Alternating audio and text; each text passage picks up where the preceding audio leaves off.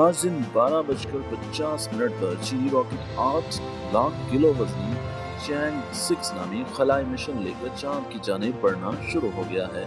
ये मिशन चांद के जनूबी हिस्सा में न सिर्फ लैंड करेगा बल्कि वहां से कुछ सैंपल कलेक्ट करके जमीन पर भी लौटेगा। चांद के जनूबी कुतुब के आसपास मुस्तकबिल में इंसानी कॉलोनियां बनाई जाएंगी, जिस वजह से इस मिशन से मिलने वाला डेटा काफी अहम होगा।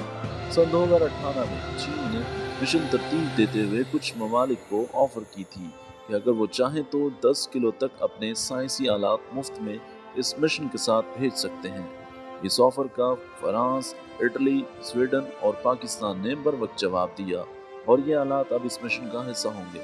पाकिस्तान की IQ-Q सैटेलाइट भी इनमें से एक है, जिसका वजन 8 किलो है। याद रहे कि IQ सैटेलाइट्स की इंतहाई छोटी किस्म होती है, जिसका साइज शूज के डब्बे जितना होता है।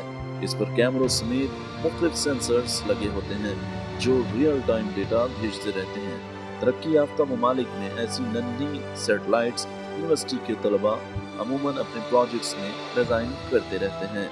किस्सा मुख्तसर, हम चांद पर नहीं जा रहे, चीन फ्री में हमारी एक सैटेलाइट लेकर जा रहा है।